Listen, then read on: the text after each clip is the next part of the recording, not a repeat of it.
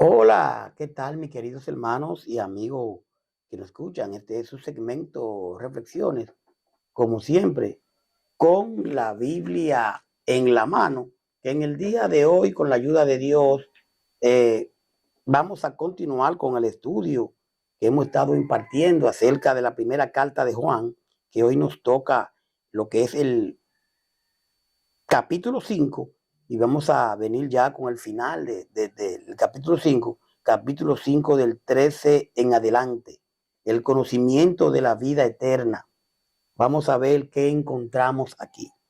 Ayúdeme para que nosotros podamos entender esta palabra lo mejor posible y no solo entenderla, sino vamos a ponerla por obra. Dice aquí, primera de Juan 5 del 13 en adelante. Estas cosas os he escrito a vosotros, que creéis en el nombre del Hijo de Dios, para que sepáis que tenéis vida eterna y para que creáis en el nombre del Hijo de Dios. Y esta es la confianza que tenemos en Él, que si pedimos alguna cosa conforme a su voluntad, Él nos oye. Y si sabemos que Él nos oye en cualquier cosa que pidamos, sabemos que tenemos las peticiones que le hayamos hecho. Si alguno viere a su hermano cometer pecado que no sea de muerte, pedirá a Dios y le dará vida. Esto es para los que cometen pecado que no sea de muerte. Hay pecado de muerte por el cual yo no digo que se pida. Toda injusticia es pecado, pero hay pecado no de muerte. Sabemos que todo aquel que ha nacido de Dios no practica el pecado, pues aquel que fue engendrado por Dios le guardará y el maligno no le toca. Sabemos que somos de Dios y el mundo entero está bajo el maligno, pero sabemos que el Hijo de Dios ha venido y nos ha dado entendimiento para conocer al que es verdadero y estamos en el verdadero, en su Hijo Jesucristo. Este es el verdadero Dios y la vida eterna. Hijitos, guardaos de los ídolos. Amén. Wow, en esta carta que culmina aquí, vamos a conocer más de lo que es la vida eterna, pero hay algunas cosas que vamos a tener que explicar un poquito hasta donde llega nuestro entendimiento, lo mejor que podamos. En el verso 13, él dice, le escribo esto a ustedes que confían en el Hijo de Dios, para que sepan que tienen vida eterna. A los que confían en el Señor. Recordamos que los que confían, creen, tienen fe, confiesan y se bautizan para el perdón de sus pecados. Hechos 2:38. Podemos ver a Juan 20:31, a primera de Juan 1:1 y 2. Entonces aquí Juan expone el contenido del testimonio dado por los testigos mencionados en los versículos anteriores, ¿verdad? La vida eterna significa no una existencia sin fin, sino una calidad de vida que solo reciben aquellos que tienen fe en Jesús. Esa vida es algo que se posee en el presente y el cual podemos confiar plenamente. Dice el verso 14, y esta es la confianza que tenemos en Él, que si pedimos alguna cosa conforme a su voluntad, Él nos oye. Si pedimos alguna cosa conforme a qué, a su voluntad, haga, no es que yo quiera un carro porque estoy a pie, no es que yo quiera una cama porque no estoy durmiendo en el suelo y ya yo lo voy a pedir y ya el Señor me lo va a dar, no, conforme a su voluntad, que se haga su voluntad. Entonces, realmente confiamos en Dios, pues sabemos que Él nos oye si le pedimos algo que a Él le agrada. Primera de Juan 3:21-22, Mateo 7:7. Continuamos diciendo el verso 15 que dice, y si sabemos que Él nos oye en cualquier cosa que pidamos, sabemos que tenemos las peticiones que le hayamos hecho. Sabemos, ¿eh? Dice, sabemos que tenemos las peticiones que le hayamos hecho. Nosotros hacemos la petición y esperamos en Él. Y así como sabemos que Él oye nuestras oraciones, también sabemos que ya nos ha dado lo que hemos pedido. Si medimos las peticiones materiales, vamos a tener siempre algunos problemas. A veces le pedimos cosas a Dios que no nos llegan, pero tenemos otras que no nos damos cuenta. Ay, el Señor no me escucha. Ay, ¿qué creo que tengo que hacer? El Señor da lo que conviene. En la misma oración, cuando dice, Padre nuestro que estás en los cielos, hágase tu voluntad en el cielo como en la tierra. Danos nuestro pan de cada día. Perdona nuestras ofensas como nosotros perdonamos a los que nos ofenden. Y realmente uno dice, perdona otras ofensas como nosotros perdonamos. Y a veces nosotros queremos que tú nos perdones, que el Señor nos perdone, pero no perdonamos al vecino. Esas son de las cosas que tenemos que ver. Y que se haga su voluntad en el cielo como en la tierra, no la mía. La mía es que yo quiero un vehículo. La voluntad mía es que yo quiero vivir mejor, pero la voluntad de Él es la que tiene que hacerse. Entonces, a veces nosotros oramos, pedimos y a veces exigimos. Entonces, que se haga la voluntad de Él. Dice el 16, que aquí quiero explicar un poquito lo más que puedo. Dice, si alguno viera a su hermano cometer pecado que no sea de muerte, pedirá y Dios le dará vida. Esto es para los que cometen pecado que no sean de muerte. Hay pecado de muerte por el cual yo no digo que se pida. Pecado de muerte. Este tema. Claramente. Dice, si alguno ve que su hermano de la iglesia comete un pecado que no lleva a la muerte, debe orar por ese hermano para que Dios le dé vida. Pero debe tratarse de un pecado que no lleve a la muerte, porque hay pecados que llevan a la muerte. Y quiero decirle que no se debe orar por quienes lo cometen. Santiago 5:15, Hebreos 6:4-6. En la iglesia primitiva tenemos un ejemplo de alguien que pecó y no fue quitada la vida. Y le fue quitada la vida, perdón. Hechos 5, del 1 al 11.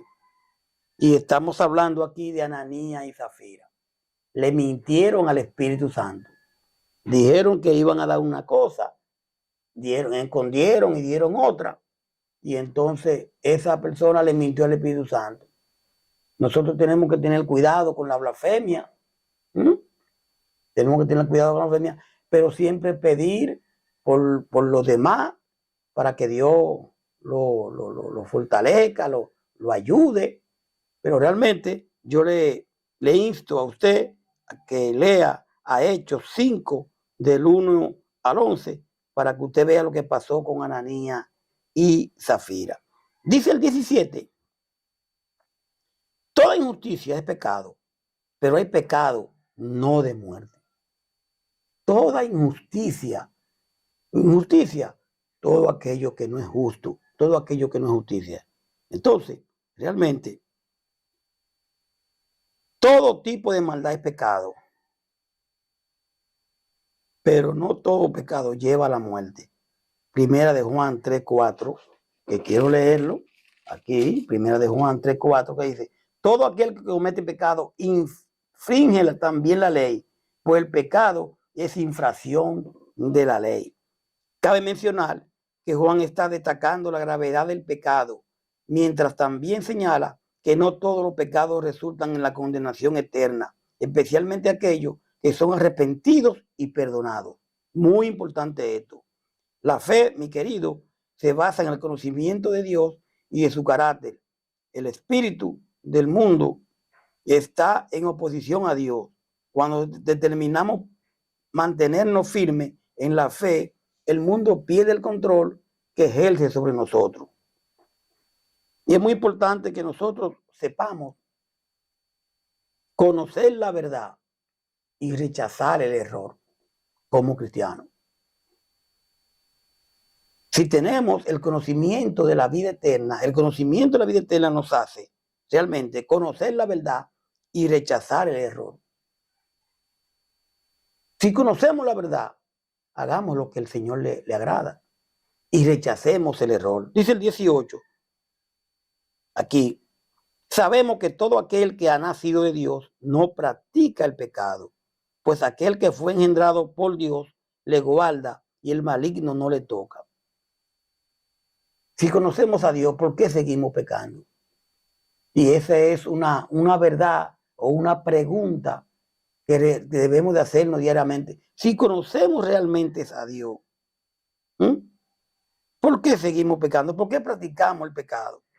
Sabemos que los hijos de Dios no pecan, porque Jesucristo, el Hijo de Dios, lo cuida y el diablo no puede hacerle daño. Primera de Juan 3:9, Juan 14:30. Podemos ver también a primera de Juan 3:6-9, donde Juan enseña que cualquiera cuya vida se caracteriza por no rechazar el pecado no pertenece a la familia de Dios. La razón de que un cristiano no persista en el pecado es que ha nacido de Dios y el Señor mismo lo guarda. O como pudiera también traducirse, Jesús, que guarda el que ha nacido de Dios, el creyente, de la implacable tentación y la enseñanza del maligno. Dice el verso 19, sabemos que somos de Dios y el mundo entero está bajo el maligno. Sabemos que somos de Dios y que el resto de la gente en el mundo está dominada por el maligno, para no decir el diablo. Pero podemos revertir eso y venir a Cristo y no ser gobernado por el maligno. Dejémonos gobernar de Dios. Es verdad que no es fácil porque la carne la tenemos encima, pero tratemos de obedecer a Dios lo más que podamos. Realmente. Sabemos que somos de Dios y que el resto de la gente en el mundo está dominada por el maligno. Primera de Juan 4:6, que dice, Primera de Juan 4:6, nosotros somos de Dios, el que conoce a Dios nos oye. El que no es de Dios no nos oye. En esto conocemos el espíritu de verdad y el espíritu del error. Juan ha dado pruebas por medio de las cuales los creyentes pueden saber que son de Dios y se distinguen de aquellos que pertenecen al maligno, lo del mundo. Podemos ver la primera de Juan 4:6, que lo leímos, y a Gálatas 1:4. También podemos ver a primera de Juan 2:15. Satanás ejerce dominio sobre el mundo como su señor. Cuando no nos dejamos gobernar de Dios a través de su palabra, si usted no lee la palabra, mi querido, si usted no, ¿verdad?, no obedece la palabra, entonces está gobernado por Satanás.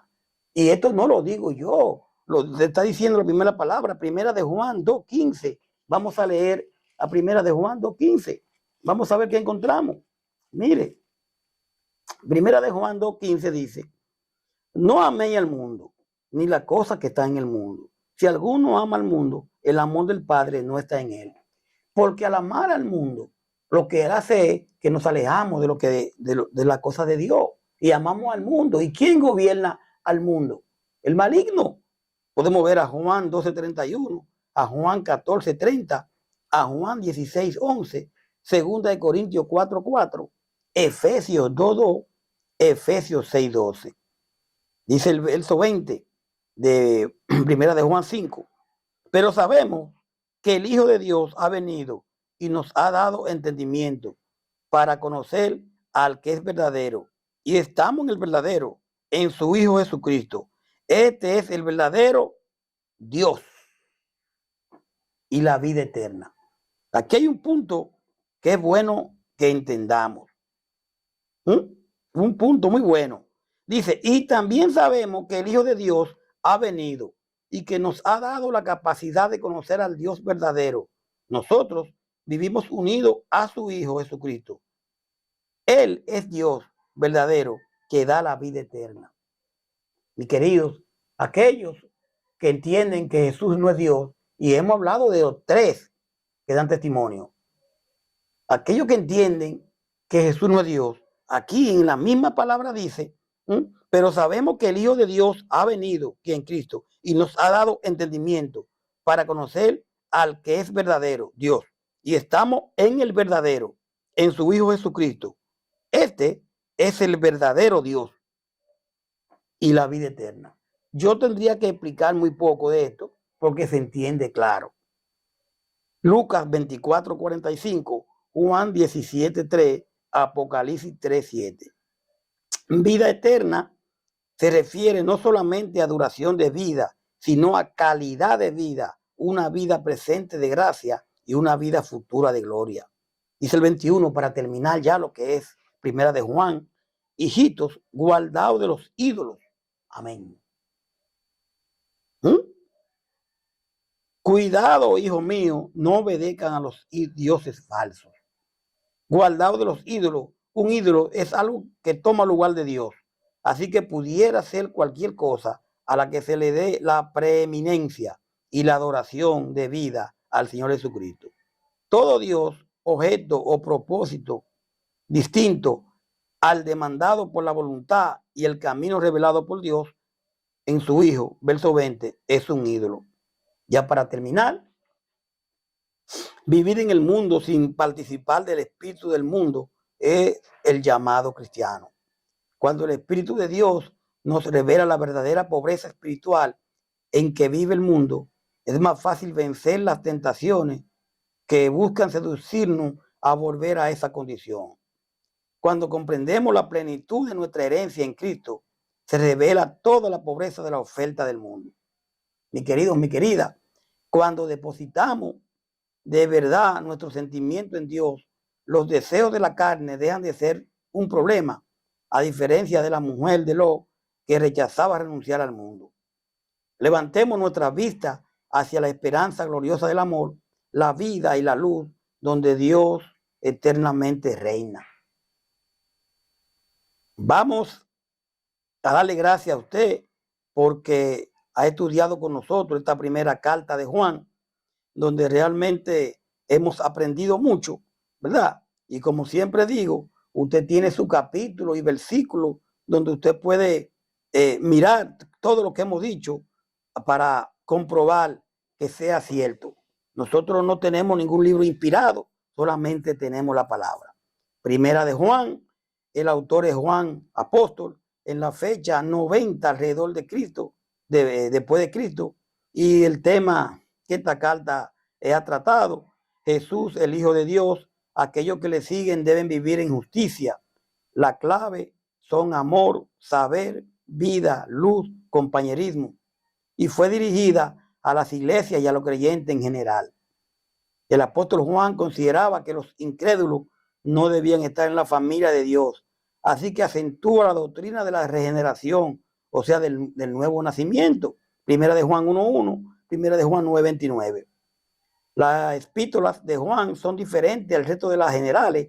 Esta carta es una homilía doctrinal, o sea, una homilía es una reflexión o discurso religioso basado en un pasaje bíblico, generalmente pronunciado por un sacerdote, pastor o líder espiritual.